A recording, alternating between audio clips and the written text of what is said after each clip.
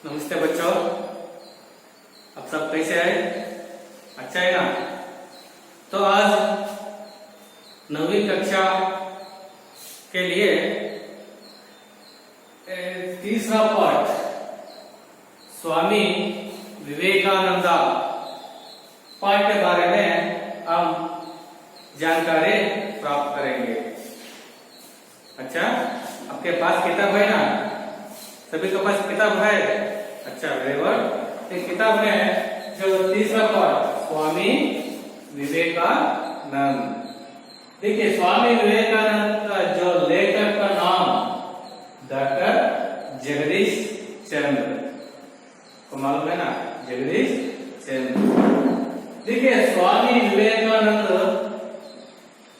आप सबको यह नाम सुना होगा। अब सुना है स्वामी विवेकानंद का नाम। उसी तरह महात्मा गांधी जी के नाम आप सुना है और एपीजे अब्दुल कलाम के जो नाम सुना है, और उसी तरह अनेक महान व्यक्तियों को जो नाम आप सुना होगा, जो उसके बारे में आपको लाइफ हिस्ट्री आप पढ़ चुका होगा। अब स्वामी विवेकानंद के जो जीवन के बारे में हम इस पाठ में जानकारी प्राप्त करेंगे। मेरे बच्चों, देखिए किताब स्वामी विवेकानंद। पहला जो लेखक परिचय, इसमें देखिए लेखक परिचय जो पेज नंबर 21 में है। देखिए लेखक परिचय। इस पाठ के लेखक, अब किताब देखिए, इस पाठ के लेखक डॉक्टर जगदीश चंद्र है। इन्होंने भारत के किशोर बालक बालिकाओं के समक्ष आदर्श प्रस्तुत करने के लिए अनेक महापुरुषों की जीवनियां लिखी है। देखिए इस पाठ का जो लेखक है ना, जगदीश चंद्र, उन्होंने भारत के किशोर बालक बालिकाओं के समक्ष आदर्श प्रस्तुत करने के लिए, देखिए भारत में रहने वाले सब किशोर बालक में चिक्क वयस्सिन मಕ್ಕಳು ಅಂದ್ರೆ ವಯಸ್ಕ ಹಂತವ ತಲುಪುತ್ತಲೋ ಹಿಂದೆ ಇರ್ತಕ್ಕಂಥ ಮಕ್ಕಳು ನಾವು ಕರಿತೀವಿ, ಹದಿಹರೆಯದ ಮಕ್ಕಳು ಅಂತ ಕರಿತೀವಿ, ಕಿಶೋರ ಬಾಲಿಕಾ ಮಕ್ಕಳು। ಅಂತಹ ಮಕ್ಕಳ ಸಮಕ್ಷ पूरा आदर्श प्रस्तुत करने के लिए ಅವರ ಒಂದು ಜೀವನದ ಆದರ್ಶಗಳನ್ನ ನಾವು ಅವರಿಗೆ ತಿಳಿಸುವುದಕ್ಕಾಗಿ अनेक महापुरुषों की जीवनी लिखी है। इंಥ अनेक महान ವ್ಯಕ್ತಿಗಳ, ಪುರುಷರ, ನಾಯಕರ ಜೀವನ ಚರಿತ್ರೆಗಳನ್ನ, ಅವರ ಜೀವನದ ಕಥೆಗಳನ್ನ ಪ್ರಸ್ತುತ ಈ ಡಾಕ್ಟರ್ ಜಗದೀಶ್ ಚಂದ್ರ ಜಿಯವರು ಬರೆದಿದ್ದಾರೆ। ಮಕ್ಕಳೇ, ಇಷ್ಟು ಲೇಖಕರ ಪರಿಚಯ ಇದೆ। आगे हम देखें तो इस पाठ में आने वाला कुछ प्रमुख शब्द, इंपॉर्टेंट शब्द का बोर्ड पर हम लिखा है। देखिए घराना, घराना का मतलब जो वंश अथवा कुला ऐसे कहते हैं। उसी तरह भ्रमण करना, भ्रमण करना का जो मतलब घूमना, घूमना का मतलब कन्नड़ में जो ಸುತ್ತಾಡುವುದು, ಸಂಚರಿಸುವುದು ಅಥವಾ ಅಡ್ಡಾಡುವುದು। उसी तरह रुचि, रुचि आपको सुना है रुचि। अब कन्नड़ में, कन्नड़ का जो रुचि अलग है, हिंदी का जो रुचि अलग है। कन्नड़ में जो रुचि का हम क्या कहते हैं, हम खाना खाते वक्त जो रुचि नहीं है ऐसे बोलते हैं रुचि। अब तो कन्नड़ में स्वाद कहते हैं, लेकिन हिंदी में रुचि का अर्थ जो अलग होता है, जो हिंदी में रुचि का आसक्ति, हम अंग्रेजी में कहते हैं इंटरेस्ट। उसी तरह हम व्याख्यान व्याख्यान का भ्रमण, सारे भाषण, उपन्यास। तत्वज्ञान का मतलब जो ब्रह्म ज्ञान, उसी तरह मर्म और उनका मतलब जो रहस्य। अब ललकार का जो चैलेंज, सवाल,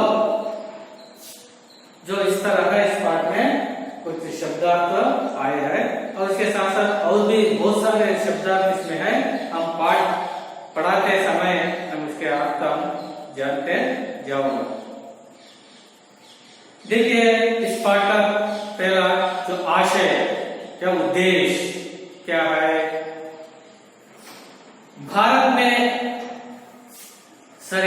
देश में जन्मे अनेक महान व्यक्तियों ने भारत की कीर्ति विदेशों में फैलाई। ऐसे व्यक्तियों में से एक है स्वामी विवेकानंद। इस पाठ में उनकी महानता के परिचय के साथ देश प्रेम की प्रेरणा भी प्राप्त कर सकते हैं। समझिए बच्चों। देखिए, भारत देश में जन्म लेने वाले अनेक महान व्यक्ति है।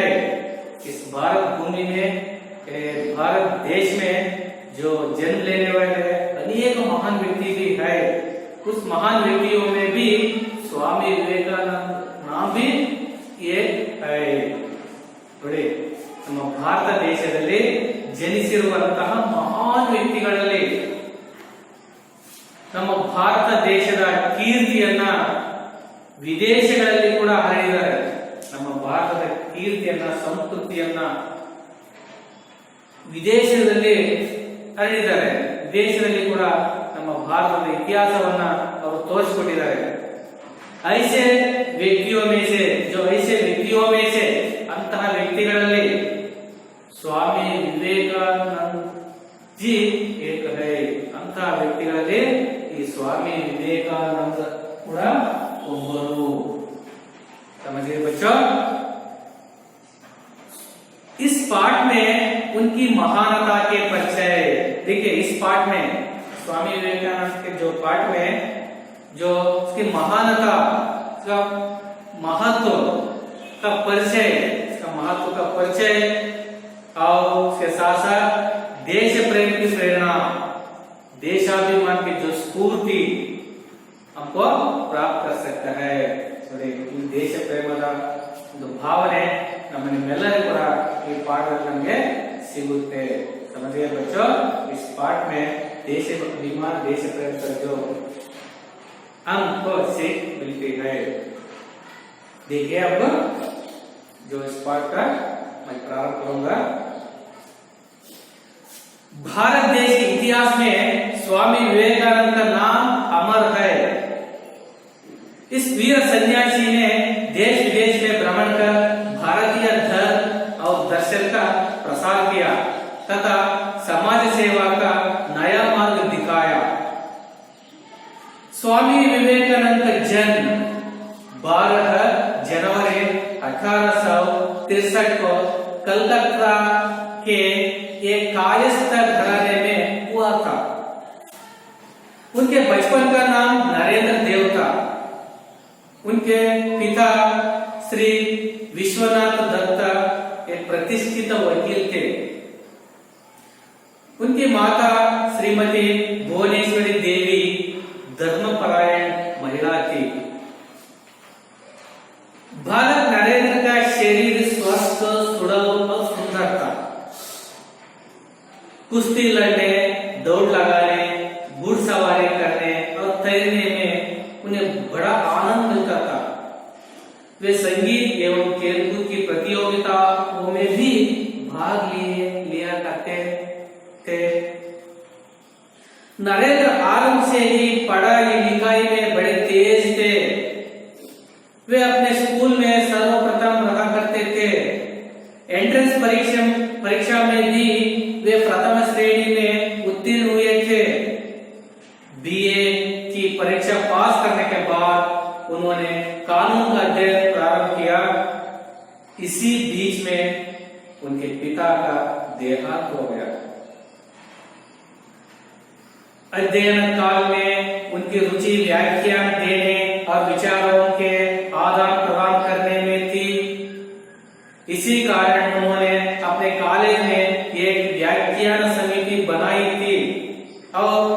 प्रतियोगिताओं का आयोजन भी किया था। पाश्चात्य विज्ञान तथा दर्शन का भी उन्होंने अध्ययन किया था। किशोरावस्था में से ही नरेंद्र दार्शनिक एवं धार्मिक विचारों में तल्लीन रहते थे। एक दिन नरेंद्र रामकृष्ण परमहंस के पास पहुंचे और अपनी जिज्ञासा उन्हें कहा सुनाए। रामकृष्ण परमहंस ने नरेंद्र को अपना शिष्य स्वीकार किया। अभी तक मैं पढ़ा हूं, देखिए। तो इसका जो सारांश स्वामी विवेकानंद का जो जीवन के बारे में है इस पाठ में, देखिए पहला जो प्यारा में भारत देश के इतिहास में स्वामी विवेकानंद का नाम जो अमर है। देखिए हमारा भारत देश का जो हिस्ट्री में, हमारा भारत देश का जो इंडियन में जो स्वामी विवेकानंद का नाम अमर है, जीवंत है, शाश्वत है। इस वीर सन्यासी ने देश देश में भ्रमण कर भारतीय धर्म और दर्शन का प्रसार किया। देखिए इस वीर सन्यासी ने, स्वामी विवेकानंद जो वीर सन्यासी, इन्होंने देश देश में भ्रमण कर, देश विदेश में जो प्रवास कर, जो यात्रा कर भारतीय धर्म और दर्शन का प्रसार किया। और भारत देश का जो धर्म और भारत देश का जो हिंदू धर्म और दर्शन तत्व ज्ञान को जो प्रसार किया, सब फैला गया और प्रदेश में। स्वामी ವಿವೇಕಾನಂದರು ನಮ್ಮ ಭಾರತದ ಇತಿಹಾಸದಲ್ಲಿ ಅವರು ಅಮರರಾಗಿದ್ದಾರೆ, ಶಾಶ್ವತವಾಗಿದ್ದಾರೆ, ಜೀವಂತವಾಗಿದ್ದಾರೆ. ಇಂಥ ಒಬ್ಬ ವೀರ ಸನ್ಯಾಸಿಯು ದೇಶ ವಿದೇಶಗಳೆಲ್ಲ ಸುತ್ತಾಡಿ ಸಂಚರಿಸಿ ಅಡ್ಡಾಡಿ ಬಿಟ್ಟು ನಮ್ಮ ಭಾರತೀಯ ಧರ್ಮವನ್ನ, ಭಾರತೀಯ ಸಂಸ್ಕೃತಿಯನ್ನ ಮತ್ತೆ ಭಾರತದ ಒಂದು ತತ್ವಜ್ಞಾನವನ್ನ ಇವರು ಎಲ್ಲಾ ಕಡೆ ಕೂಡ ಪ್ರಸಾರ ಮಾಡಿದರು, ತಿಳಿಸಿದರು, विचारवನ್ನ ತಿಳಿಸಿದರು. तथा और उसके साथ समाज सेवा का नया मार्ग दिखाया। जो इसके साथ साथ समाज सेवा को जो नया मार्ग ढूंढ लिया, ಅಂದ್ರೆ ಸಮಾಜ ಸೇವೆಗೆ, ಸಾಮಾಜಿಕ ಸೇವೆಗೆ ಒಂದು ಹೊಸ ಮಾರ್ಗವನ್ನು ಕೂಡ ಇವರು ತೋರಿಸಿದರು, ನಮಗೆ ತೋರಿಸಿಕೊಟ್ರು. कब? स्वामी विवेकानंद जी ने। समझ गए बच्चों? स्वामी विवेकानंद का नाम जो अमर है, इसलिए ये वीर सन्यासी देश विदेश को एकदम भ्रमण करके और भारतीय संस्कृति और दर्शन को और विदेशों में प्रसार किया। स्वामी विवेकानंद का जन्म, देखिए ये स्वामी विवेकानंद का जन्म 12 जनवरी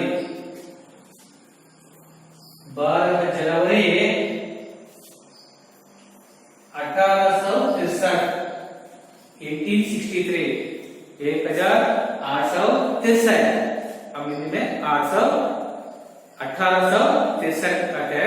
1863 में कलकत्ता के एक कायस्थ घराने में हुआ था। कहाँ जन्म लिया? जो कलकत्ता में, कलकत्ता जो कहाँ है, किस राज्य में आता है?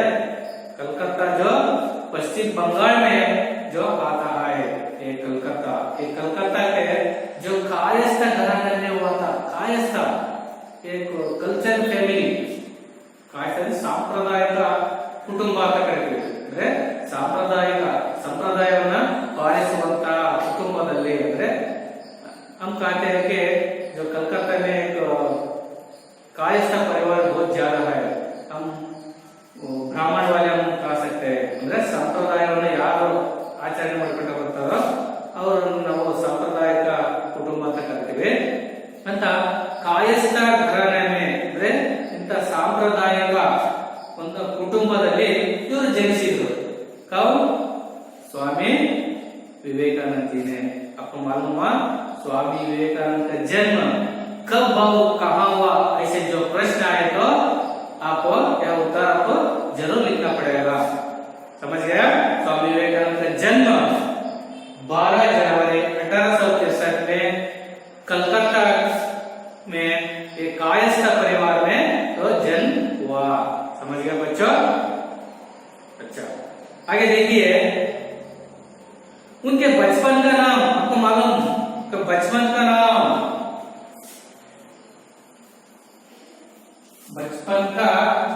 नाम नरेंद्र देव। नरेंद्र देव, देखिए जो बचपन का नाम, बाल्यದ ಹೆಸರು स्वामी विवेकानंद का जो बाल्यದ ಹೆಸರು बचपन का नाम नरेंद्र देव था। ಅವನ ಮೂಲ ಹೆಸರು ಬಾಲ್ಯದ ಹೆಸರು ಅವರು ಹುಟ್ಟಿದಾಗ ಇರತಕ್ಕಂತ ಮೊದಲ ಹೆಸರು ನರೇಂದ್ರ ದೇವ ಎಂದಿತ್ತು। ಮಾಲೂಮ ಬಚ್ಚೆ? ಅಂದ್ರೆ ಅವನ ಮೂಲ ಹೆಸರು ಮೊದಲ ಹೆಸರು ಬಾಲ್ಯದ ಹೆಸರು नरेंद्र देवा। तो मालूम है ना? हाँ। तो बचपन का नाम क्या था? ऐसे प्रश्न है तो बचपन का नाम नरेंद्र देव था। अंडरलाइन कीजिए और आगे देखिए। और उनके माता पिता का नाम तो मालूम है? माता पिता का नाम देखिए कि जो पिता का नाम स्वामी विवेकानंद जी का जो पिता का नाम श्री विश्वनाथ दत्ता। पिता का नाम आपको मालूम है? जो अंडरलाइन कीजिए, पिता का नाम श्री विश्वनाथ दत्ता। श्री विश्वनाथ दत्ता पिता का नाम। जो फादर का नाम, फादर का नेम ಅಂದ್ರೆ ತಂದೆಯ ಹೆಸರು स्वामी विवेकानंद जी का जो पिता का नाम श्री विश्वनाथ दत्ता। जो इन्होंने क्या काम करते थे मालूम है? एक प्रतिष्ठित वकील थे, एक प्रख्याति फेमस जो लॉयर थे। कहा? जो कलकत्ता में। ठीक है, कलकत्ता में जो उच्च न्यायालय में एक प्रतिष्ठित लॉयर थे, वकील थे। कब? श्री विश्वनाथ दत्ता। मालूम है ना? और माता देखिए, अरे जो माता का नाम श्री श्रीमती भुवनेश्वरी देवी। श्रीमती भुवनेश्वरी देवी देखिए, मालूम हुआ आपको? श्रीमान ये पुल्लिंग शब्द है, श्रीमती स्त्रीलिंग शब्द है। ठीक है, श्रीमान का जो अन्य लिंग हो श्रीमती। श्रीमान हम पुल्लिंग कर सकते हैं, श्रीमती स्त्रीलिंग कर सकते हैं। देखिए श्रीमान हम विश्वनाथ दत्त है और श्रीमती भुवनेश्वरी देवी। ये भुवनेश्वरी देवी स्वामी विवेकानंद जी का जो माता है, ये माता धर्मपरायण महिला थी। धर्मपरायण महिला थी, जो धर्मों को, रीति रिवाजों को जो आचरण करने वाला जो महिला थी, ಅಂದ್ರೆ ಧರ್ಮವನ್ನ ಅನುಸರಿಸುವಂತಹ, ಸಂಪ್ರದಾಯವನ್ನ ಅನುಸರಿಸುವಂತಹ ಸುಸಂಸ್ಕೃತ ಮಹಿಳಾ भुवनेश्वरी देवी थी। तो मालूम है ना?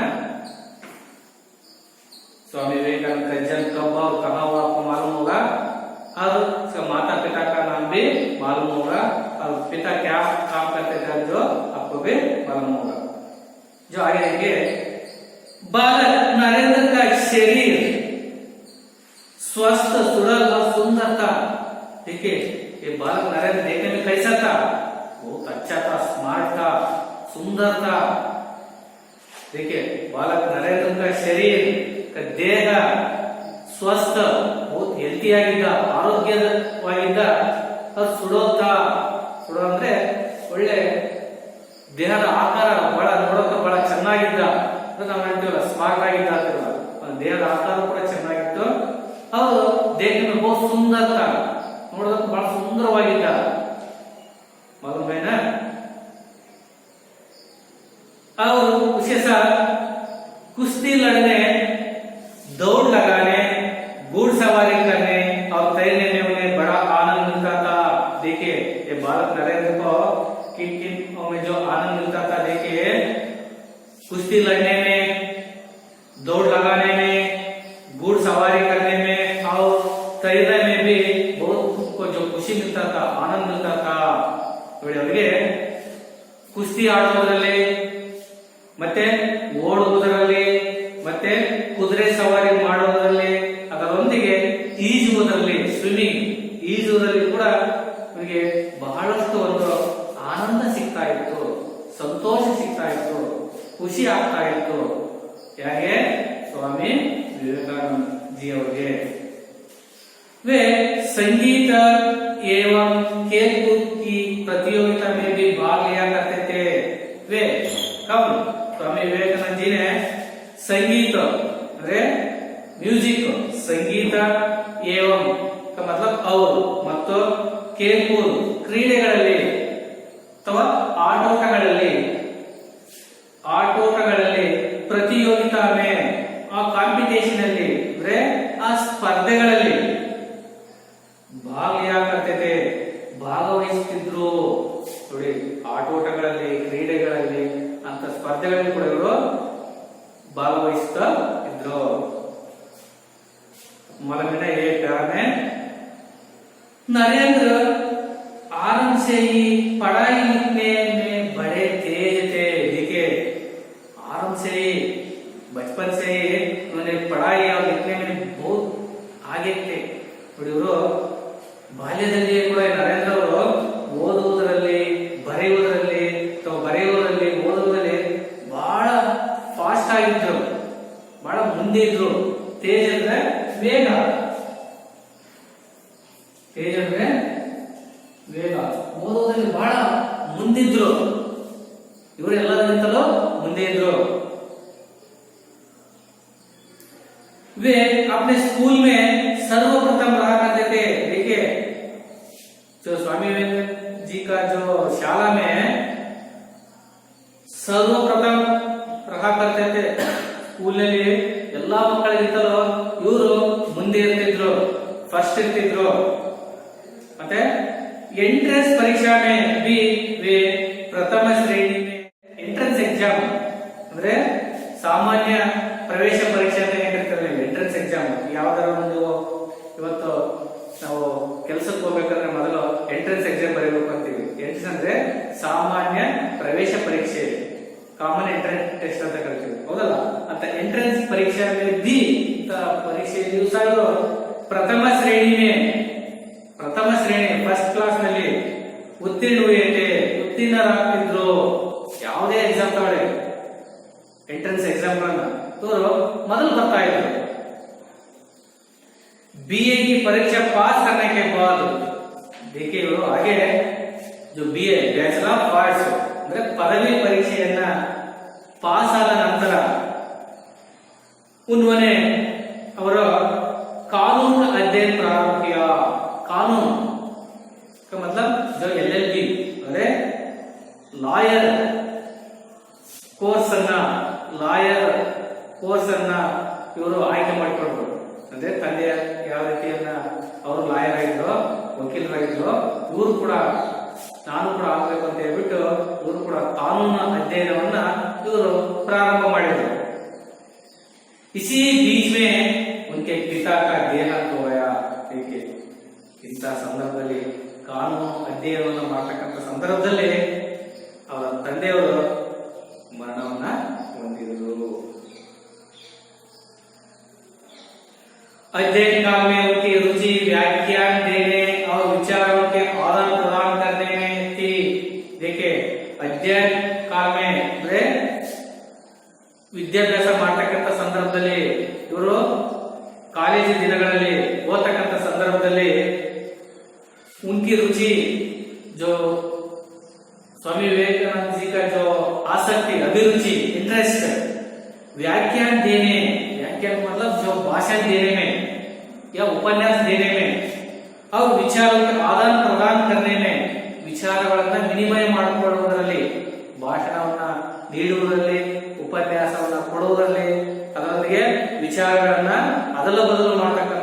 ಮಾಡೋದ್ರಲ್ಲಿ ಅಥವಾ ವಿನಿಮಯ ಮಾಡಿಕೊಳ್ಳೋದ್ರಲ್ಲಿ ಇವರು ಬಹಳ ಮುಂದೆ ಇದ್ರು. इसी कारण ಈ ಕಾರಣದಿಂದ उन्होंने अपने कॉलेज में एक व्याख्यान समिति बनाई थी. ಈ ಕಾರಣದಿಂದ स्वामी विवेकानंद जी ने जो अपने कॉलेज में एक व्याख्यान समिति जो बनाई गई. ಒಂದು ವ್ಯಾಖ್ಯಾನ ಸಮಿತಿ ಅಂದ್ರೆ ಒಂದು ಭಾಷಣ ಸಮಿತಿ ಅಥವಾ ಉಪನ್ಯಾಸ ಸಮಿತಿ ಇದನ್ನು ಪ್ರಾರಂಭ ಮಾಡಿದ್ರು. उसके साथ कई प्रतियोगिताओं को आयोजन भी किया था. ಈ ಭಾಷಣ ಸಮಿತಿಯಲ್ಲಿ ಕೆಲವು ಸ್ಪರ್ಧೆಗಳನ್ನು ಕೂಡ ಇವರು ಏರ್ಪಡಿಸ್ತಾ ಇದ್ರು, ಆಯೋಜನೆಯನ್ನ ಮಾಡ್ತಾ ಇದ್ರು ಕಾಲೇಜು ದಿನಗಳಲ್ಲಿ ಅಥವಾ ಇವರು ಅಧ್ಯಯನ ಮಾಡ್ತಕ್ಕಂಥ ಸಂದರ್ಭದಲ್ಲಿ. पाश्चात्य विज्ञान तथा दर्शन का भी उन्होंने अध्ययन किया था. पाश्चात्य विज्ञान ಅಂದ್ರೆ ಪಾಶ್ಚಾತ್ಯ ವಿಜ್ಞಾನ ಅಂದ್ರೆ ವೆಸ್ಟರ್ನ್ ಸೈನ್ಸ್, ಪಾಶ್ಚಿಮಾತ್ಯ ವಿಜ್ಞಾನವನ್ನ ಮತ್ತು ದರ್ಶನ ಅಂದ್ರೆ ತತ್ವಜ್ಞಾನವನ್ನ ಕೂಡ ಇವರು ಅಧ್ಯಯನ किया था. ಜೊತೆಗೆ ಇವರು ಕೂಡ ಇವರು ಅಧ್ಯಯನ ಮಾಡಿದ್ರು. किशोरावस्था से ही नरेंद्र दार्शनिक एवं धार्मिक विचारों में तल्लीन रहते थे. देखिए किशोरावस्था से ही ಹದಿಹರೆಯದ ಪ್ರೌಢಾವಸ್ಥೆಯಲ್ಲಿ ಅಂದ್ರೆ ಪ್ರೌಢಾವಸ್ಥೆಯಲ್ಲಿ ಇರ್ತಕ್ಕಂಥ ಸಂದರ್ಭದಲ್ಲಿ ಕೂಡ ಇವರು दार्शनिक एवं धार्मिक विचारों में तल्लीन रहते थे. ಇವರು ದಾರ್ಶನಿಕ ಅಂದ್ರೆ ತತ್ವಜ್ಞಾನ ವಿಚಾರಗಳ ಬಗ್ಗೆ, ಧಾರ್ಮಿಕ ವಿಚಾರಗಳ ಬಗ್ಗೆ ಯಾವಾಗಲೂ ಕೂಡ ಅದರಲ್ಲೇ ವಿಚಾರ ತಿಳ್ಕೊಳ್ಳೋದ್ರಲ್ಲೇ ಕೂಡ ಅವರು ತಲ್ಲೀನರಾಗಿರ್ತಿದ್ರು, ಅದರಲ್ಲೇ ಮಗ್ನರಾಗಿರ್ತಿದ್ರು, ಅದರಲ್ಲಿ ಪೂರ್ಣ ಇನ್ವಾಲ್ವ್ ಆಗ್ತಿದ್ರು. ಯಾವಲ್ಲೇ ಆ ದಾರ್ಶನಿಕ ವಿಚಾರಗಳನ್ನ, ಧಾರ್ಮಿಕ ವಿಚಾರಗಳನ್ನ ತಿಳ್ಕೊಳ್ಳೋದ್ರಲ್ಲಿ ಅವರು ಪೂರ ಆಸಕ್ತಿಯನ್ನ ವಹಿಸ್ತಾ ಇದ್ರು. एक दिन नरेंद्र रामकृष्ण परमहंस के पास पहुंचे. ಒಂದಿನ ಏನ್ ಮಾಡಿದ್ರು ಇವರು ರಾಮಕೃಷ್ಣ ಪರಮಹಂಸ ಕೆ ಪಾಸ್ ಪಹುಂಚೆ. ಒಬ್ಬ ಶ್ರೇಷ್ಠ ಗುರು ಇದ್ರು, ಯಾರು ಆಗಿನ ಸಂದರ್ಭದಲ್ಲಿ, ಆಗಿನ ಕಾಲದಲ್ಲಿ ರಾಮಕೃಷ್ಣ ಪರಮಹಂಸ ಅಂತ ಹೇಳ್ಬಿಟ್ಟು ಒಬ್ಬ ಶ್ರೇಷ್ಠ ತತ್ವಜ್ಞಾನಿಗಳು, ಗುರುಗಳು, ಆಧ್ಯಾತ್ಮಿಕ ವಿಚಾರ ಬಲ್ಲ ಹೋಗ್ತಕ್ಕಂಥವ್ರು ಯಾರು ಈ ರಾಮಕೃಷ್ಣ ಪರಮಹಂಸರು. ಇವರ ಹತ್ತಿರಕ್ಕೆ ಸ್ವಾಮಿ ವಿವೇಕಾನಂದ ಜಿನೇ ಪಾಸ್ ಪಹುಂಚೆ, ಅವ್ರ ಹತ್ರ ತಲುಪಿದ್ರು, ಅಂದ್ರೆ ಅವ್ರ ಹತ್ರ ಹೋದ್ರು. ಯಾರ ಹತ್ರ? ರಾಮಕೃಷ್ಣ ಪರಮಹಂಸ. ರಾಮಕೃಷ್ಣ ಪರಮಹಂಸ ಇವರು ಒಬ್ಬ ಶ್ರೇಷ್ಠ ತತ್ವಜ್ಞಾನಿಗಳು, ಒಬ್ಬ ಒಳ್ಳೆಯ ವಿದ್ವಾಂಸರು, ಶ್ರೇಷ್ಠ ಗುರುಗಳು ಕೂಡ ಇವರು. ಯಾರೋ? ರಾಮಕೃಷ್ಣ ಪರಮಹಂಸ. जिसके पास पहुंचे, इवर हत्र होದ್ರು. कब?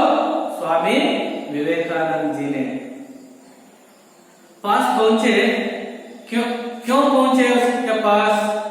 देखिए अपनी जिज्ञासा उन्हें कहा सुनाई. अब क्या क्या जानने की इच्छा थी, ನಾನು ಏನೇ ತಿಳ್ಕೊಳ್ಳತಕ್ಕಂತ ಹಂಬಲ ಇತ್ತು, ಯಾವ್ದ್ರ ಬಗ್ಗೆ? ತತ್ವಜ್ಞಾನದ ಬಗ್ಗೆ, ದರ್ಶನ ವಿಚಾರಗಳ ಬಗ್ಗೆ, ಮತ್ತೆ ಧಾರ್ಮಿಕ ವಿಚಾರಗಳ ಬಗ್ಗೆ ಏನು ಗೊತ್ತಿರಲಿಲ್ಲೋ ಆ ವಿಚಾರಗಳನ್ನ ತಿಳಿದುಕೊಳ್ಳುವ ಹಂಬಲದಿಂದ ಈ ರಾಮಕೃಷ್ಣ ಪರಮಹಂಸ ಹತ್ರ ಹೋಗ್ತಾರೆ. ಯಾರು? ಸ್ವಾಮಿ ವಿವೇಕಾನಂದ ಜಿನೇ. ಹೋಗ್ಬಿಟ್ಟು ಜಾನ್ಯಕಿ ಇಚ್ಛಾ ಕೋ ಕಾಸುನಾಯಿ, ಏನೇ ತಿಳ್ಕೋಬೇಕಂತ ಎಲ್ಲ ವಿಚಾರವನ್ನ ಅವರಿಗೆ ತಿಳಿಸಿದರು ಅಥವಾ ಹೇಳಿದರು. रामकृष्ण परमहंस ने नरेंद्र को अपना शिष्य स्वीकार किया. ಇವರೆಲ್ಲ ವಿಚಾರಗಳನ್ನ ತಿಳಿದುಕೊಳ್ತಕ್ಕಂಥ ವಿಚಾರವನ್ನ ಕೇಳಿಬಿಟ್ಟು ರಾಮಕೃಷ್ಣ ಪರಮಹಂಸರಿಗೆ ಬಹಳ ಖುಷಿಯಾಯಿತು.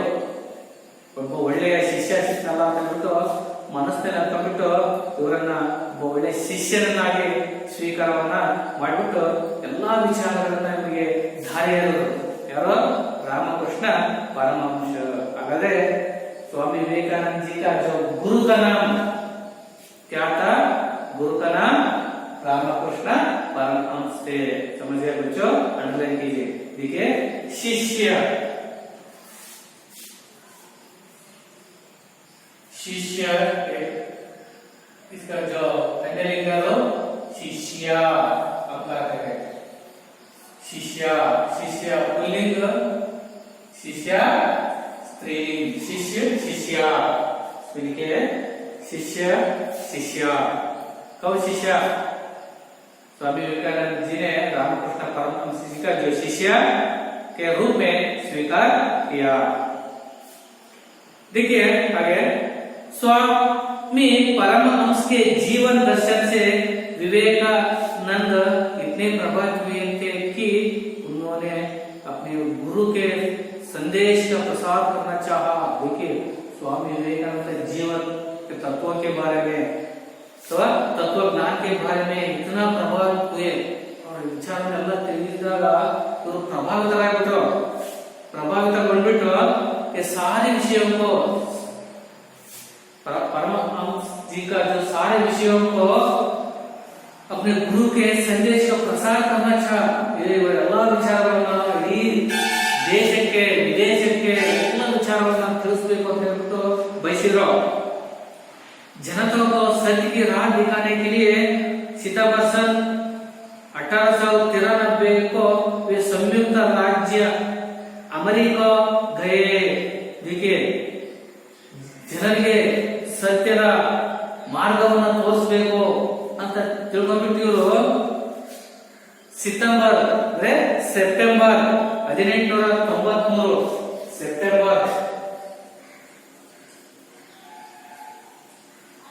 ಸೆಪ್ಟೆಂಬರ್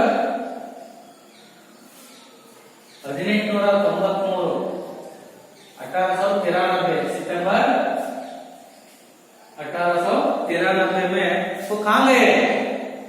देखिए संयुक्त राज्य अमेरिका गए। संयुक्त राज्य यूएसए का यूनाइटेड स्टेट ऑफ अमेरिका है ना, इसलिए संयुक्त राज्य अमेरिका गए। यूएसए ಅಂದ್ರೆ ಯುನೈಟೆಡ್ ಸ್ಟೇಟ್ ಆಫ್ ಅಮೆರಿಕಾ ಅಂದ್ರೆ ಅಮೆರಿಕಕ್ಕೆ ಹೋದರು। ಎಷ್ಟನೇ ಇಸ್ವಿಯಲ್ಲಿ? 1893 ಇಸ್ವಿಯಲ್ಲಿ ಸೆಪ್ಟೆಂಬರ್ ತಿಂಗಳ 1893 ಇಸ್ವಿಯಲ್ಲಿ ಅಮೆರಿಕಕ್ಕೆ ಹೋದರು। ಅಂಡರ್ಲೈನ್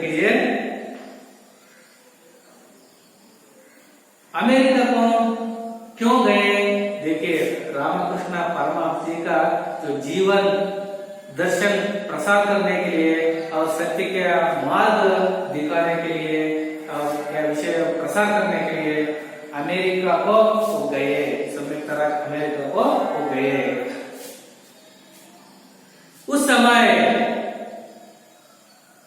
वहां का मतलब अल्ली इले अमेरिका में शिकागो नगर में, अमेरिका में आने वाले एक बहुत बड़ा नगर है जो शिकागो कहते हैं। शिकागो का मतलब शिकागो कहते हैं। शिकागो अमेरिका में आता है, अमेरिका में आता है, यूएसए में आता है शिकागो या चिकागो ये नगर।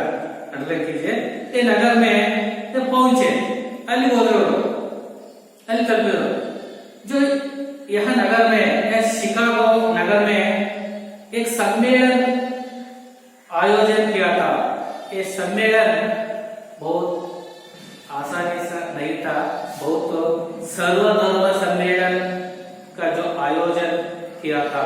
ನೋಡಿ ಈ ಶಿಕಾಗೋ ನಗರದಲ್ಲಿ ಒಂದು ದೊಡ್ಡದಾಗಿರತಕ್ಕಂತ ಬೃಹತ್ ಆಗಿರತಕ್ಕಂತ ಸರ್ವಧರ್ಮ ಸಮ್ಮೇಳನ ಆಯೋಜನೆಯಾಗಿತ್ತು ಇಲ್ಲಿ ಈ ಶಿಕಾಗೋ ನಗರದಲ್ಲಿ।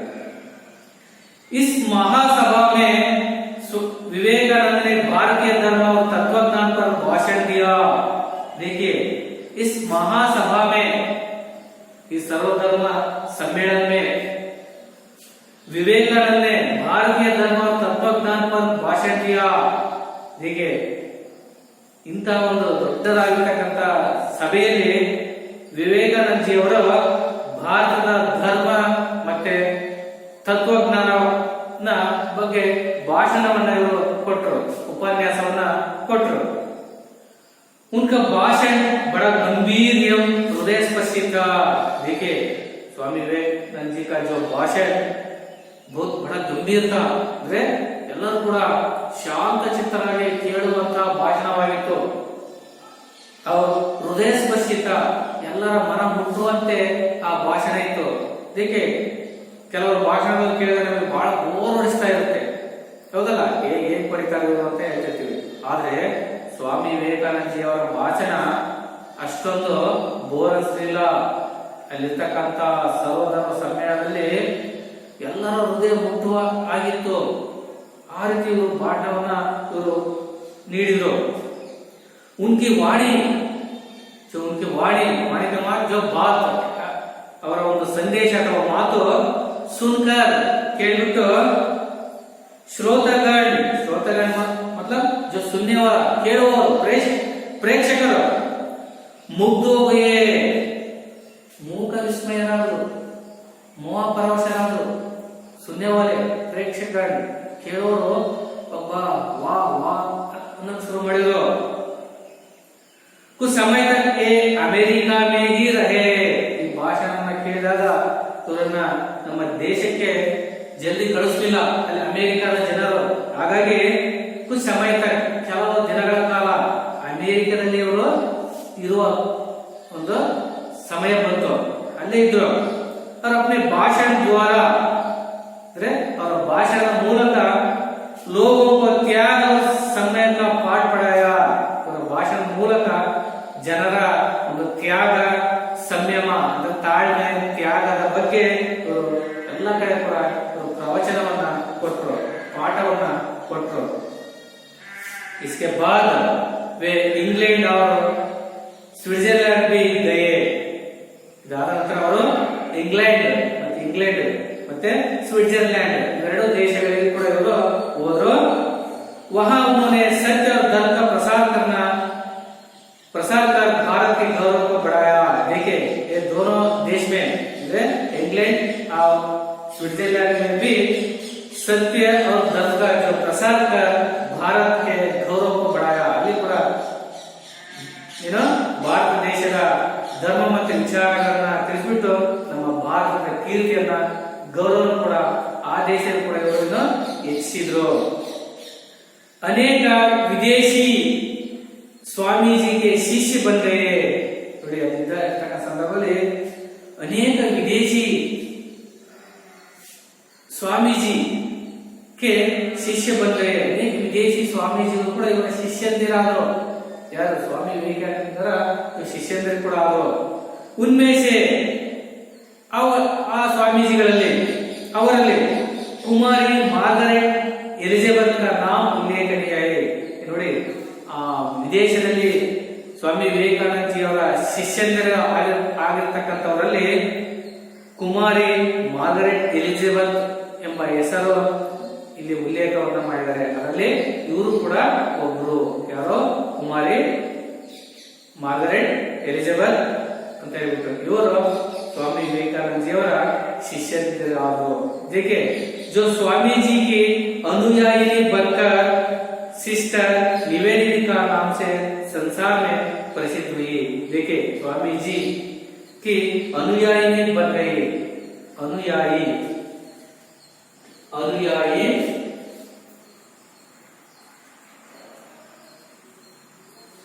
ये पुल्लिंग शब्द है. जो स्त्रीलिंग शब्द अनुयायिनी. देखिए ये अनुयायिनी अनुलेख कीजिए. अनुयायिनी कौन है? अनुयायिनी कुमारी मार्गरेट एलिजाबेथ. ये अनुयायिनी बन गई. जो अनुयायिनी होकर सिस्टर निवेदिता का नाम से संसार में प्रसिद्ध हुई. और अनुयायिनी आग नंतर उसका नाम बदल गया. जो आज इस प्रपंच में, संसार में, जगत में सिस्टर निवेदिता के नाम से जो प्रसिद्ध हुई. ಈಗ ಅವರ ಹೆಸರು ಬದಲಾವಣೆ ಆಯಿತು. ಸಿಸ್ಟರ್ ನಿವೇದಿತಾ ಎಂಬ ಹೆಸರಿನಿಂದ ಇವತ್ತು ಪ್ರಖ್ಯಾತಿಯನ್ನ ಪಡ್ಕೊಂಡಿದ್ದಾರೆ. ಸಿಸ್ಟರ್ निवेदिता. ये सिस्टर निवेदिता जो विदेशी महिला, ये सिस्टर निवेदिता जो विदेशी महिला जो स्वामी विवेकानंद जी का जो तत्व और धर्म प्रसार करते वक्त जो अनुयायी में बन गई है. इसलिए उसका मूल नाम कुमारी मार्गरेट एलिजाबेथ. अनुयायी में होने के बाद सिस्टर निवेदिता नाम से जो गई है। मालूम हुआ? अंडरलाइन कीजिए। स्वामी विवेकानंद ने भारत में भी भ्रमण करके भारतीय संस्कृति और सभ्यता का सदुपदेश दिया। देखिए, स्वामी विवेकानंद जी ಅವರು ಭಾರತ में भी भ्रमण करके ಇಡೀ ಭಾರತ ತುಂಬೆಲ್ಲ ಸಂಚರಿಸಿ ಅಥವಾ ಸುತ್ತಾಡಿ ಭಾರತೀಯ ಸಂಸ್ಕೃತಿಯನ್ನ, ನಮ್ಮ ಭಾರತ ದೇಶದ ಸಂಸ್ಕೃತಿಯನ್ನ ಮತ್ತೆ ಸಭ್ಯತೆಯನ್ನ, ವಿಚಾರವನ್ನ ಅವರು ಸದುಪದೇಶಿಯ ಒಳ್ಳೆಯ ಒಂದು ಉಪದೇಶವನ್ನ ಇವರು ಕೊಟ್ಟರು। उन्होंने अंधविश्वासों तथा रूढ़ियों को हटाकर धर्म का वास्तविक मर्म समझाया। देखिए, अंधविश्वासों तथा रूढ़ियों को हटाकर, अंधविश्वास का मतलब जो अंधा का मतलब जो मूढ़ा, कुछ भी नहीं मालूम ऐसे कहते हैं, ಅಂದ್ರೆ ಮೂಢನಂಬಿಕೆಗಳನ್ನ तथा का मतलब और रूढ़ियों का हटाकर, कुछ रूढ़ी संप्रदाय और पूर्वजों से आने वाले जो संप्रदाय ಅಂದ್ರೆ ಅವರ ಮೂಲ ರೂಢಿ ಸಂಪ್ರದಾಯಗಳನ್ನ ಹಟಾಕರ್ ಅವರನ್ನ ಅವರು ಹೋಗಲಾಡಿಸಿದರು। ಧರ್ಮ का वास्तविक मर्म समझाया, ಧರ್ಮದ ನಿಜವಾದ ಧರ್ಮ ಅಂದ್ರೇನು, ಧರ್ಮದ ರಹಸ್ಯವನ್ನ ಇವರು ಅವರಿಗೆ ತಿಳಿಸಿದರು। ಯಾರಿಗೆ? ಜನರಿಗೆ। ಯಾವ ರೀತಿ ನಮ್ಮ ಹಿಂದೂ ಜನರಲ್ಲಿ ಮೂಢನಂಬಿಕೆಗಳು, ದೆವ್ವ, ಭೂತ, ಪಿಶಾಚಿ ಅಥವಾ ರೂಢಿ ಸಂಪ್ರದಾಯಗಳು ಅಂತ ಏನಿದಾವೆ ಅವುಗಳ ಬಗ್ಗೆ ನಿಜವಾದ ಧರ್ಮದ ವಾಸ್ತವಿಕ ವಿಷಯವನ್ನ ಅವರಿಗೆ ಮನಮುಟ್ಟುವಂತೆ ತಿಳಿಸಲು ಪ್ರಯತ್ನ ಪಟ್ಟರು। साधु सन्यासी वर्गों को भी उन्होंने शांति प्राप्त करने का नया मार्ग बताया।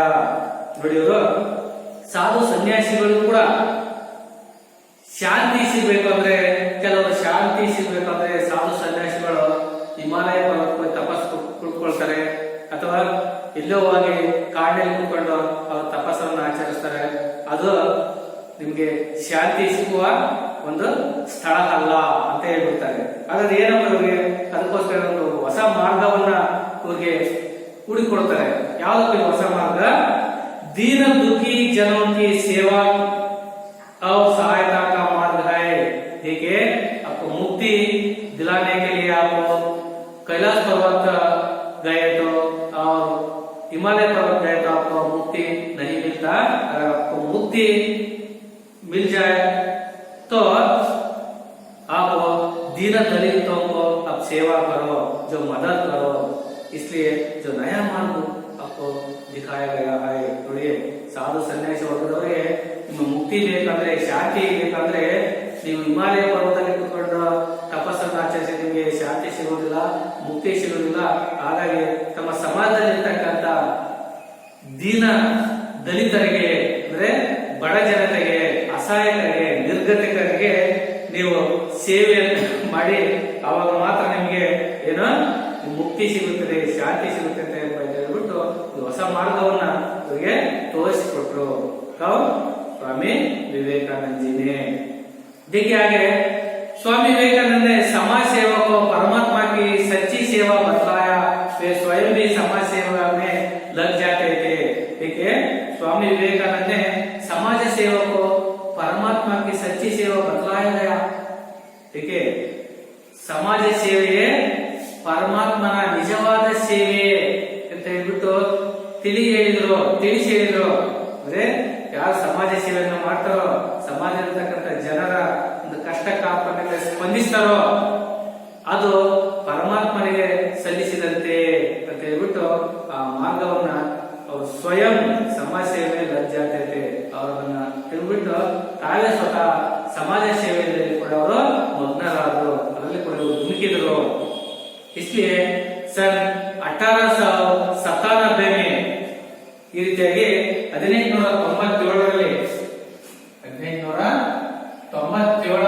ईस्वी में प्लेग और अकाल से पीड़ित भारतवासियों को, देखिए 1897 ईस्वी में ನಮ್ಮ ಭಾರತ ದೇಶಕ್ಕೆ ಪ್ಲೇಗ್ ಎಂಬ ಮಹಾಮಾರಿ ರೋಗ ಆವರಿಸಿತ್ತಂತೆ।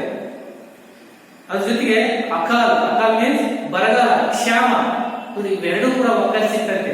1897ರಲ್ಲಿ ನಮ್ಮ ಭಾರತ ದೇಶಕ್ಕೆ ಪ್ಲೇಗ್, ಅದೊಂದು ಮಾರಕ ಇದೆಯಲ್ಲ, ಇದೇ ರೋಗಕ್ಕೆ ಸರಿಸಮಾನವಾಗಿರ್ತಕ್ಕಂಥ ಈಗ ನಾವು ಹೇಳ್ತೀವಲ್ಲ ಕೊರೋನಾಕ್ಕೆ ಸರಿಸಮಾನವಾಗಿದ್ದೆ ಪ್ಲೇಗು.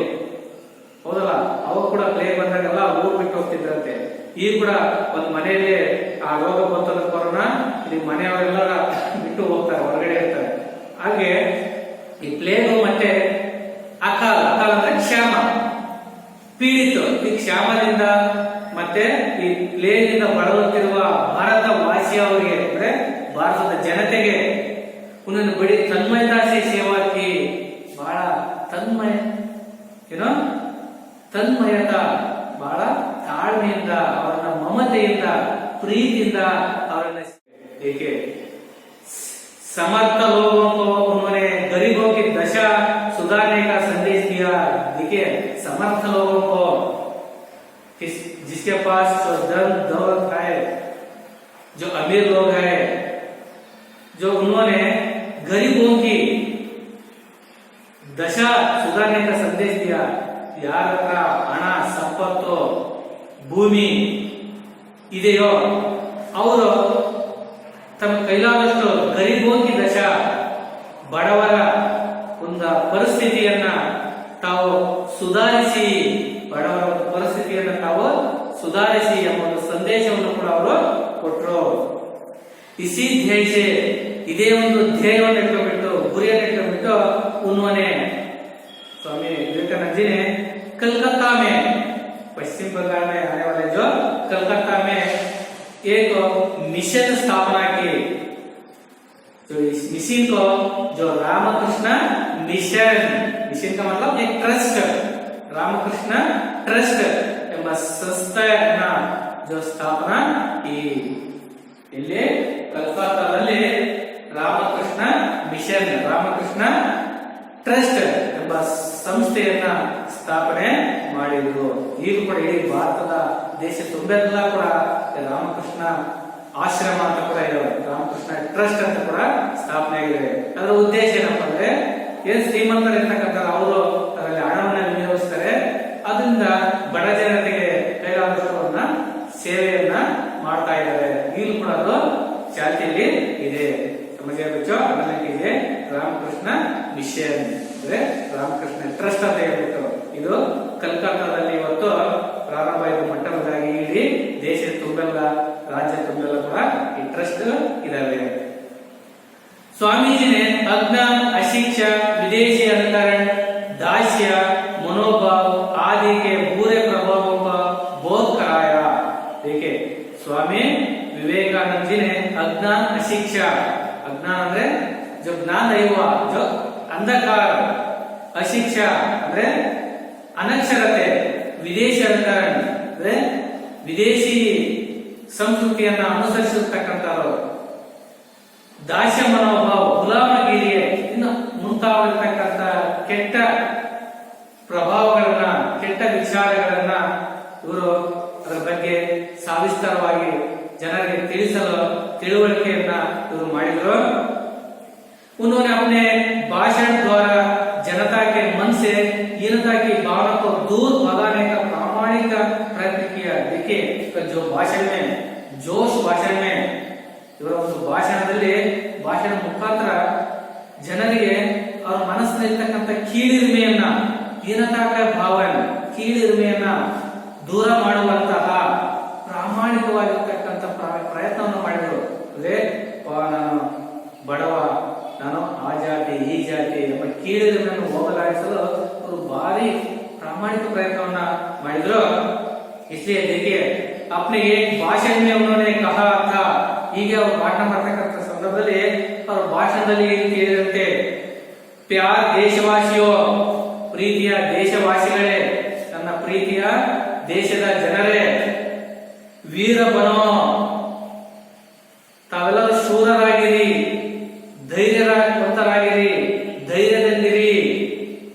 ಅವರು ಲಲ್ಕಾರ್, ತಾವು ಸವಾಲನ್ನ ಸ್ವೀಕರಿಸಿ, ಚಾಲೆಂಜ್ ತೆಗೆದುಕೊಳ್ಳಿ, ಕಹೋ ಹೇಳಿ, ಚಾಲೆಂಜ್ ಆಗಿ ಹೇಳಿ, ಮೈ ಭಾರತೀಯ ಹೂ, ಮೈ ಭಾರತೀಯ ಹೋ, ಮೈ ಇಂಡಿಯನ್ ಹೂ, ನಾನು ಭಾರತೀಯ, ಅನ್ಪಟ್ ಭಾರತೀಯ, ನನಗೇನೋ ತಿಳಿದೇ ಇರ್ತಕ್ಕಂಥ ಭಾರತೀಯ, ಅನಕ್ಷರಸ್ಥ ಭಾರತೀಯ, ನಿರ್ಧನ್ ಭಾರತೀಯ, ಧನ್ ಕುಚ್ ಬಿ ನಹಿ ಅಂದ್ರೆ ಯಾವುದೇ ಹಣ ಅಂತಸ್ತು ಐಶ್ವರ್ಯ ಏನಿಲ್ಲ ಅಂತಹ ಭಾರತೀಯ, ऊंची जाति का भारतीय तन उत्तम जातिಯ ಭಾರತೀಯ, ನೀಚ ಜಾತಿಯ ಭಾರತೀಯ ಅಂದ್ರೆ ಕೆಳವರ್ಗದ ಹೀನ ಕುಲದ ಜಾತಿಯ ಭಾರತೀಯ, ಸಬ್ ಮೇರೆ ಭಾಯಿ ಹೈ, ನಾವೆಲ್ಲರೂ ಕೂಡ ನಮ್ಮ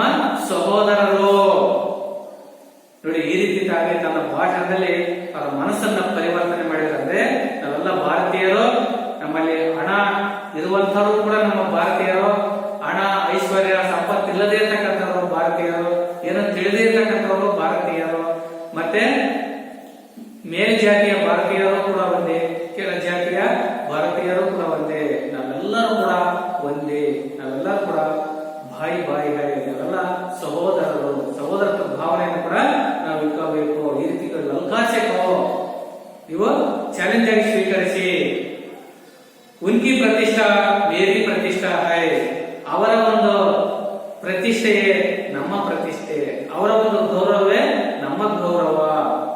ಉನ್ಕ ಗೌರವ ಮೇರ ಗೌರವ ಹೈ, ಅವರ ಗೌರವ ಅವರ ಮರ್ಯಾದೆ ಒಂದೇ, ನಮ್ಮ ಮರ್ಯಾದೆ ಒಂದೇ.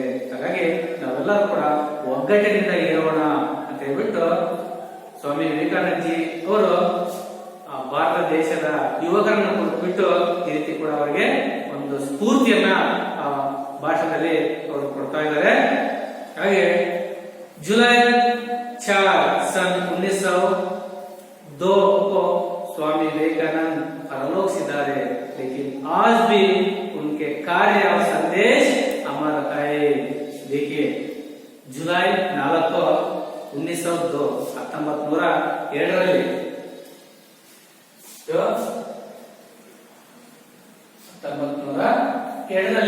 ಇವರು ಪರಲೋಕಿಸಿದ್ದಾರೆ ಅಂದ್ರೆ ಸ್ವರ್ಗಸ್ಥರಾಗ್ತಾರೆ. ಆಜ್ ಬಿ ಉನ್ಕೆ ಕಾರ್ಯ ಸಂದೇಶ ಅಮರ ಹೈ, ಆದ್ರೂ ಕೂಡ ಇವತ್ತು ಕೂಡ ಅವ್ರು ಮಾಡಿರ್ತಕ್ಕಂಥ ಕಾರ್ಯಗಳು, ಅವರ ವಿಚಾರಗಳು, ಸಂದೇಶಗಳು ಕೂಡ ಇವತ್ತು ಶಾಶ್ವತವಾಗಿವೆ ಮಕ್ಕಳೇ. ಸಮಾಜದ ಇದು ಸ್ವಾಮಿ ವಿವೇಕಾನಂದಜಿ ಅವರ ಜೀವನ ಚರಿತ್ರೆ ಸಂಬಂಧಪಟ್ಟಿದೆ. ಇಷ್ಟು ಚಿಕ್ಕ ವಯಸ್ಸಿನಲ್ಲಿ ಅವರು ಕೂಡ ಇಡೀ ದೇಶದಲ್ಲಿ ಶಾಶ್ವತವಾಗಿ ಸುವರ್ಣಾಕ್ಷರದಲ್ಲಿ ಅವರ ಹೆಸರನ್ನ ಬರೆದಿರುವಂತಹ ಕೆಲಸವನ್ನ ಇವರು ಮಾಡಿದ್ದಾರೆ ಅವರ ಮಕ್ಕಳೇ. ಹಾಗಾಗಿ ನಾವು ಕೂಡ ಇವರೇ ರೀತಿಯಾಗಿ ಕೆಲವೊಂದು ಅಂಶಗಳನ್ನ ನಮ್ಮ ಮೈಗೂಡಿಸಿಕೊಳ್ಳೋಣ, ಇವರ ವಿಚಾರಗಳನ್ನು ನಾವು ತಿಳ್ಕೊಳ್ಳೋಣ. ನಾವು ಕೂಡ ನಮ್ಮ ಪೀಳಿಗೆಗೆ, ನಮ್ಮ ಜನರಿಗೆ ವಿಚಾರಗಳನ್ನ, ಮೂಢನಂಬಿಕೆಗಳ ಬಗ್ಗೆ ನಾವು ತಿಳಿಸೋಣ. ಅರ್ಥ ಆಯ್ತಾ ಮಕ್ಕಳೇ? ಹೀಗೆ ಈ ಪಾಠ ಆಯ್ತು. देखिए, इसमें आने वाला जो अभ्यास भाग में आपको गृह पाठ के हम देता हूँ, घर में लिखकर लाइए. देखिए, एक वाक्य में उत्तर लिखिए. इसमें ना जो साथ है, एक वाक्य में उत्तर लिखिए. देखिए, विवेकानंद के बचपन का नाम क्या है? आपको मालूम है का नाम, बचपन का नाम आप क्या लिखिए. विवेकानंद का जन्म कब हुआ? कब हुआ मतलब देखिए यावागा ಅಂತ ಹೇಳ್ಬಿಟ್ಟು. नरेंद्र पढ़ने में कैसे थे? विवेकानंद के गुरु कौन थे? विवेकानंद अमेरिका कब गए? विवेकानंद के अनुयायी में कौन थे? विवेकानंद का देहांत कब हुआ? विवेकानंद का देहांत कब हुआ? देखिए, अभी तक पाठ में आपको पूरा समझ होगा. अगर आपको ना मालूम हो तो कल आप घर का और एक बार लिखकर आइए. कोई इसमें कोई शंका है तो अब कल आपको जानकारी देने की मैं कोशिश करूंगा. समझिए बच्चों? धन्यवाद. Okay, thanks.